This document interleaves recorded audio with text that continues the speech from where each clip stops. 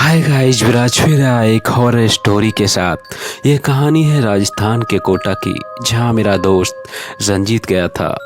रंजीत जहाँ पर रहता था वहाँ पे कुछ दूरी पर एक हवेली थी, जिसके बारे में लोग कुछ अफवाहें फैलाया करते थे, जैसे कि इस हवेली में कोई आत्मा का साया रहता है और उसकी वजह से उस हवेली के पास कोई नहीं आता जाता था और ना कोई घूमता था।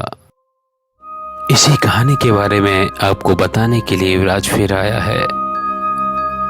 यह हवेली राजा महाराज के समय से बनाई हुई थी, लेकिन पिछले 8 सालों में इस हवेली के आसपास कोई आता जाता नहीं था। इच्छा होने पर भी इस हवेली में कोई नहीं आता था, क्योंकि लोगों का कहना था कि इस हवेली में भूत प्रेत का साया है। जब अजीत को इस हवेली के बारे में पता चला तो उसने तय किया कि वो इस हवेली का रहस्य जानकर रहेगा, कि लोग इस हवेली के बारे में अफवाहें फैलाते थे। अजीत अपने मन के डर को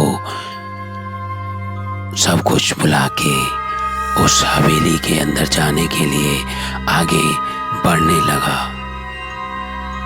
वहां पर एक अनजान व्यक्ति ने रंजीत को रोका और जाके बोला, कौन हो आप और किधर जा रहे हो?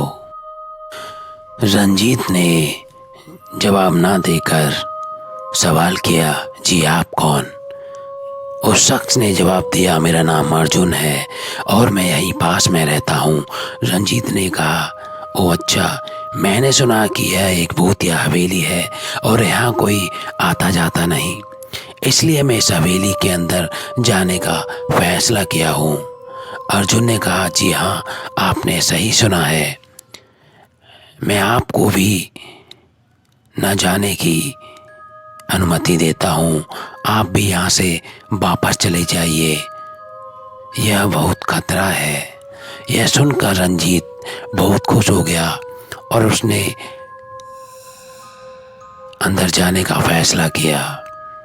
अर्जुन ने उसकी खुशी को देखकर बोला, आप क्यों खुश हो रहे हो? आपको तो भूत का नाम सुनकर डरना चाहिए। शायद आपको पता नहीं होगा कि मैं भूत प्रेत में काफी दिलचस्पी रखता हूँ।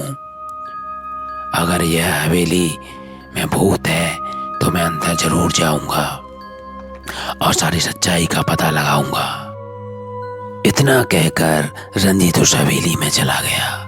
अंदर जाके रंजीत ने अपने बैग को साइड रखा और हवेली के चारों ओर देखने लगा। सारे रूम भी चेक कर लिए। बाद में ड्राइंग रूम में आके एक सोफे पर बैठ गया। उसने वहां पर दारू के कुछ पैक्स लगाए। वहीं पे अचानक उस रूम की लाइट चालू बंद होने लगी, लेकिन रंजीत ने उस पर ध्यान नहीं दिया। थोड़ी देर बाद दूसरा बल्ब चालू होने लगा, बंद होने लगा। फिर तो हवेली की सारी लाइट चालू बंद होने लगी। यह सब देखकर रंजीत उस जगह से खड़ा होकर सचेत हो गया। अचानक उसके सामने एक छोटा टेबल हवा में उड़ने लगा। करीबन 6 फुट हवा में ऊपर जाके गोल गोल घूमने लगा और बाद में रंजीत की ओर तेजी से आने लगा। रंजीत ने तुरंत ही अपनी जगह बदल दी और दूसरी जगह चला गया और वो टेबल वहीं पर जाके गिरा जहां पर कुछ टाइम पहले रंजीत खड़ा था। रंजीत कुछ समझ पाता उतने में सोफे की सीट उसकी ओर आने लगी। वो जल्द खड़ा हो गया और छलांग लगा के दूसरी ओर कूद गया, जिसके कारण सोफा दीवार में जाकर टकरा गया और रंजीत बच गया। अचानक से सब कुछ शांत हो गया था। अजीत ने चारों ओर सतर्कता से देखा और बड़ी आवाज में बोला, तुम जो भी हो सामने आकर बात करो। वहीं एक बड़ी परछाई उसके सामने आई। अजीत ने उस परछाई को देखकर बोला, कौन हो तुम और क्यों मुझे मारना चाहते हो? परछाई, तुम्हारी भूल के कारण। अजीत ने बोला, मेरी भूल? मेरी कौन सी भूल की है? परछाई ने बोला, इस हवेली में आने की भूल, मैं किसी को भी इस हवेली में कुछ नहीं देख सकता। अजीत ने कहा, लेकिन क्यों? उस परछाई ने जवाब दिया, आज से 18 साल पहले इस हवेली के मालिक ने मुझे यहीं पर ही मार डाला था। मेरी कोई गलती भी नहीं थी। इस कारण की वजह से मेरी आत्मा इस हवेली में भटकती रहती है। मैं किसी को भी इस हवेली में नहीं रहने दूंगा, क्योंकि इस हवेली में मेरा खून हुआ था। इस हवेली में जो कोई आएगा मैं उसको मार दूंगा। अजीत ने कहा, मैं तुम्हें तुम्हारे असली रूप में देखना चाहता हूं। तभी उस आत्मा ने कहा, तुम्हें मारने से पहले मैं तेरी इच्छा अवश्य पूरी करूंगा। और उसने अपने भयानक दरमियान रूप ले लिया। उसका चेहरा इतना भयानक था कि अजीत भी एक क्षण के लिए डर गया था, लेकिन दूसरी क्षण में उसने अपने आप पर काबू कर लिया। रंजीत के पास एक पाउडर था जो कि एक मंदिर से लाया था, और वो पाउडर कोई ऐसा वैसा पाउडर नहीं था। उस पाउडर में भगवान का आशीर्वाद था। रंजीत ने उस पाउडर को अपनी जेब से निकाला और उस भूत पर फेंक दिया। भूत के ऊपर पाउडर डालते ही बड़ी बड़ी ज्वाला उठने लगी।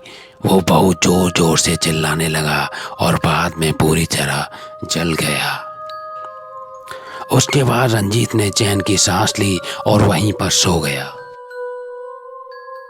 दूसरे दिन सुबह जब अजीत को सही सलामत हवेली से बाहर आते हुए अर्जुन ने देखा तो वह आश्चर्य हो उठा। अर्जुन ने अजीत से पूछा, तुम कैसे जिंदा हो? जब अजीत ने अर्जुन को कल रात की घटना के बारे में बताया और बोला, यह हवेली या भूतिया हवेली नहीं रही, क्योंकि अजीत के पास जो पाउडर था वो कोई ऐसा वैसा पाउडर नहीं था। वह एक पुजारी जी की दी हुई धुनी थी, जो कि भगवान के कमल चरणों की थी, जिसको किसी भूत प्रेत पर डालने से उसको हमेशा के लिए नष्ट किया जा सकता है, भगाया जा सकता है। इसी तरह अजीत ने उस साय को भी उस हवेली से हमेशा हमेशा के लिए भगा दिया था। गाइस, किसी चीज से डरने से अच्छा है उसका सामना करो, और जब तक करो कि जब तक उसको तुम भगाना दो। इसी तरह अजीत ने भी अपनी जिद के आगे उस भूत की नहीं चलने दी और उस आत्मा को हमेशा के लिए भगा दिया। इसी तरह की हॉरर रियल स्टोरी सुनने के लिए विराज के चैनल को सब्सक्राइब एंड वीडियो को लाइक करें। Bye guys. इसी तरह मेरा दोस्त सही सलामत वापस आ गया और मुझे इस कहानी के बारे में उसी ने बताया था।